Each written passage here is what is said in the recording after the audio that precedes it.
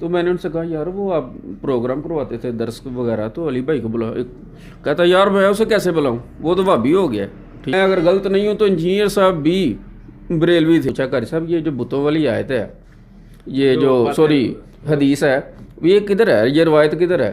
वो उन्होंने वैसे ही कहा, उन्होंने कहा चुप करो, ये कोई रवायत नहीं है, वैसे ही लोगों को बताया होगा, आपने किससे पंगा ले लिया, क्या मसला? अल्लाहुम्मा सल्ली अला मुहम्मद व अला आले मोहम्मद व अस्हाबे मोहम्मद व अज़वाज मोहम्मद अजमईना इला यौमिद्दीन। अस्सलामु अलैकुम दोस्तों, इंजीनियर साहब के ऑफिशियल चैनल पे एक वीडियो अपलोड होती है जिसमें उन्होंने कहा कि सबसे जो शुरू दावत हुई तो वो चविंडा के इलाके से, जो सियालकोट का एक गाँव है चविंडा, वहाँ से हमने इस दावत को शुरू किया। और उन्होंने एक मस्जिद का भी जिक्र किया। कहते हैं कि ये वो स्टूडेंट हैं इंजीनियर साहब के जो इस दावत में सबसे पहले इन्होंने उस हक़ को कबूल किया चविंडा में, तो ये गलत ना होगा। तो आज हम इनसे बात करते हैं और मेरे साथ हैं जी भाई, क्या नाम है आपका? जी मोहम्मद फैसल। मोहम्मद फैसल, आपने हमें पूरी वो स्टोरी सुनानी है जो आपने देखी है इंजीनियर साहब की वीडियो जो उनके चैनल पे अपलोड हुई है। जी जी, वो स्टोरी वाकई बिल्कुल सही कह रहे हैं जितनी बातें उन्होंने कही। जी असल में बिल्कुल ठीक है वो। और इसी वाले से मैं बात करना चाहूँगा कि जब पहली दफ़ा मेरी उनसे मुलाकात हुई तो वो एक मस्जिद में आए, वो सामने लैपटॉप रखा हुआ था। तो मैं जब नमाज़ पढ़ के फ़ारग हुआ तो उन्होंने पूछा कि ये आपने जो नमाज़ पढ़ी है ये किधर से यानी सीखी है आपने? तो मैं चुप रहा, सोचता रहा कि ये मैं इन्हें जवाब क्या दूँ। बरेलवी थे वो? जी बरेलवी मस्जिद है। बरेलवी मस्जिद है वो। तो पहले मैं वैसे बरेलवी था, लेकिन सोचता रहता था, कुछ नया करने की कोशिश ज़रूर करता था। मुतालिया का आपको शौक था? जी शौक था जानने का। जी जी। और फिर जब पहली दफ़ा उनसे मुलाकात हुई तो उन्होंने पूछा तो मैंने जवाब ना दिया और खामोश रहा। लेकिन घर जाकर सोचा कि वाकई उन्होंने सवाल तो अच्छा किया है कि ये जो आपने नमाज़ पढ़ी है ये आपने सीखी किधर से है। तो फिर ऐसा ऐसा मुतालिया का शौक़ पड़ा सारी। अच्छा, मुझे अब ये बताएं कि वो इंजीनियर साहब का जो लेक्चर था वो पहला वो लेक्चर था वहाँ पे? जी चिविंडा में उसी मस्जिद में वो पहला लेक्चर था। कुछ दोस्त थे जिनके साथ वो आए थे। उस वक्त तो वैसे मैं भी नहीं जानता। मस्जिद कौन सी थी वो नाम बता दें उनका? मस्जिद का नाम तो नहीं मुझे याद, लेकिन चिविंडा का जो है ना मशहूर। चलो हम इसके बाद ना इंशाल्लाह जाएंगे मस्जिद में भी। जी। और उस वक्त तो वहाँ ये था कि मैं तो चलो मुतासर हुआ और मैंने कोशिश की, मैंने बुखारी मुस्लिम या दूसरी तीसरी किताबों से कोशिश की। और फिर जब नमाज जो मैंने सीखी किताबों से सीखी, वो जनाब मेरे पे फतवा लग गया कि जनाब ये तो अहले हदीस भाभी हो गया, ये तो ठीक है। और घर में बड़ा मसला रहा, कोई तकरीबन 8-10 दिन जो है वो यही मसला चलता रहा कि ये लड़का जो है वो ख़राब हो गया, ये भाभी हो गया, अहले हदीसों में बैठना शुरू हो गया, ये किस तरह की बातें करता है। और फिर आहिस्ता आहिस्ता सब मोटिवेट होने शुरू हो गए। वाला साहब मेरे वो भी थे, वो पूछते थे यार बातें तो ठीक करता है, ठीक है। वो वैसे अनपढ़ थे, फौत हो गया, अल्लाह ताला उनकी मग़फ़िरत फरमाए। तो उन्हें जब मैंने सूरत फातर की एक आयत पढ़ाई कि दिन और रात बराबर नहीं, धूप और छाँव बराबर नहीं, और ए नबी जो लोग कब्रों में हैं तुम उन्हें नहीं सुना सकते। वो कहते यार दोबारा सुनाओ। मैंने फिर दोबारा सुनाई। वो कहते यार ये ठीक है, शुरू से सुनते यही आ रहे हैं कि यार फ़लाँ मौलवी नहीं येगा, जब किताब पढ़ी है कुरान पढ़ा है तो फिर तो बात ही और है। तो इसी तरह मुझे भी आहिस्ता आहिस्ता जो है वो रोशनी मिली, यानी मैंने किताबें पढ़ी और आहिस्ता आहिस्ता बेहतर हुआ। और जो जिस मस्जिद में मुझसे ये सवाल हुआ उसके जो यानी कि हेड थे जो उसको सपोर्ट करते थे फंड वगैरह, सदर साहब, ठीक है, वो मिर्ज़ा साहब थे और मैं उनका नाम नहीं लेना चाहता, ठीक है। तो वो ज़रा अच्छी पोस्ट पे है सरकारी। तो जब उन्होंने पूछा कि यार ये तो वाकई ठीक है, इधर के कारी साहब हैं तो वो उनके बड़े करीबी थे, उन्होंने कारी साहब से पूछा करी साहब ये जो बुतों वाली आयत है, ये जो सॉरी हदीस है, ये किधर है, ये रवायत किधर है? वो उन्होंने वैसे ही कहा, उन्होंने कहा चुप करो, ये कोई रवायत नहीं है, वैसे ही लोगों को बताया होगा, आपने किससे पंगा ले लिया, क्या मसला क्या हुआ है? तो जब उन्होंने पूछा गया ना तो वो कहते हैं नहीं ऐसे ही वैसे पूछ रहा था।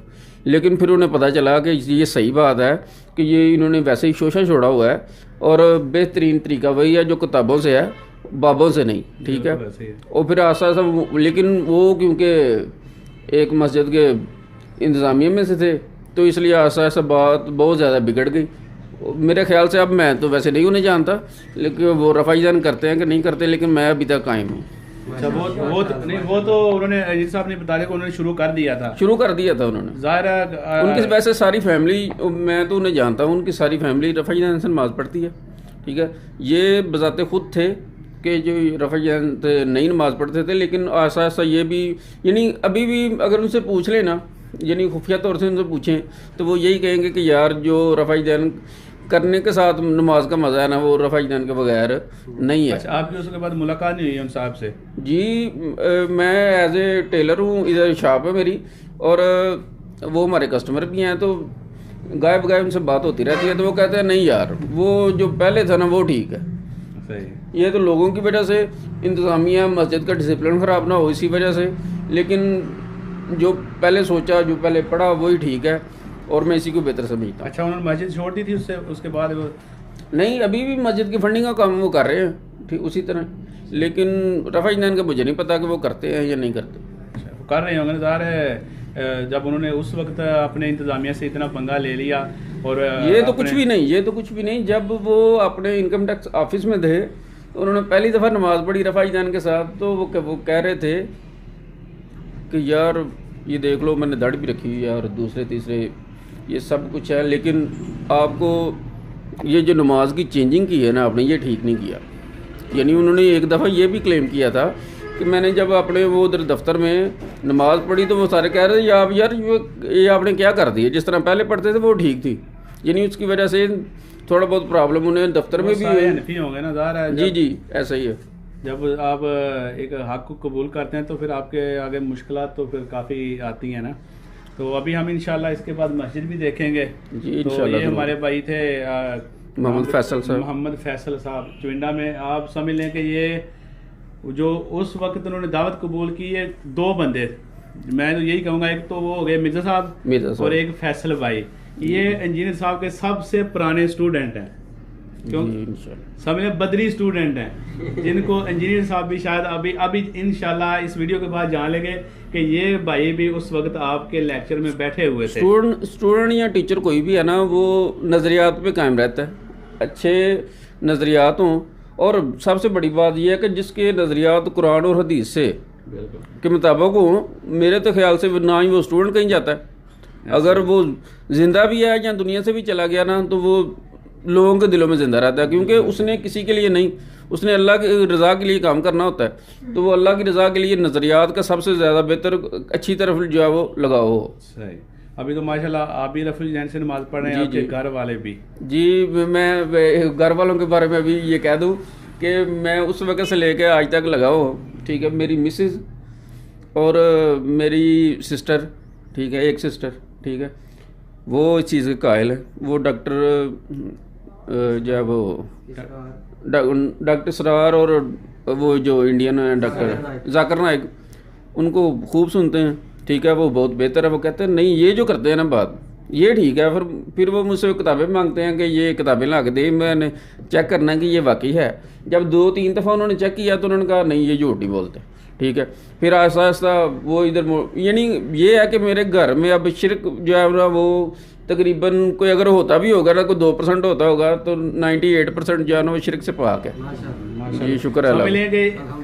इंजीनियर साहब ने एक पौधा लगाया चिविंडे में। जी जी, ऐसे ही है, ऐसे। तो और चिविंडे में वो पौधा लगाया, और उस पौधे की वजह से आपके घर में भी, आप में भी अल्लाह ताला ने आपको भी हिदायत दी, और आपके घर वाले भी इस हिदायत से अभी थोड़ा सा मोटिवेट हो रहे हैं। इंजीनियर साहब की एक और कहानी बता दूं कि हमारे मोहल्ले में ना, ये इधर साथ ही गली में वो एक भाई थे, तो दर्स के लिए बुलाते थे। तो उस वक़्त सिर्फ अली भाई के नाम से ये इन्हें जाना जाता था। तो मैंने उनसे कहा यार वो आप प्रोग्राम करवाते थे दर्स वगैरह, तो अली भाई को बुलाओ। कहता यार मैं उसे कैसे बुलाऊं, वो तो भाभी हो गया, ठीक है। यानी ये वो जिन दोस्त का वो जिक्र करते हैं इंजीनियर साहब के, जिनके यहाँ चुविंडा से थे। जी चुविंडा से, यानी वो जो मिर्ज़ा साहब थे उनकी बात नहीं मैं कर रहा, एक और थे मिर्ज़ा साहब, वो हमारी गली के, हमारे घर के बिल्कुल सामने रहते थे। तो वो अक्सर ना प्रोग्राम को करवाया करते थे। तो वो कहते थे यार कोई ना अच्छा जो मुकर्रर या कोई अच्छा बयान करने वाला उसे बुलाते हैं।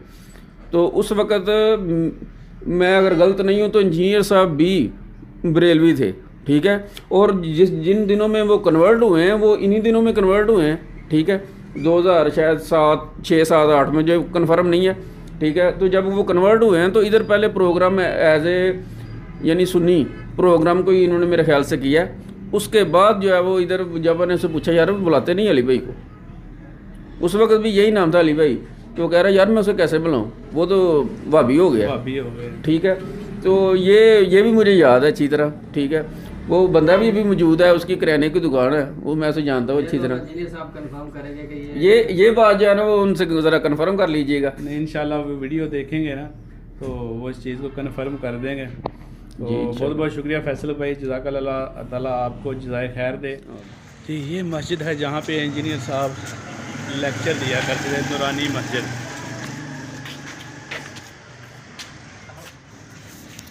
ये साबर भाई हमें दिखाएंगे मस्जिद।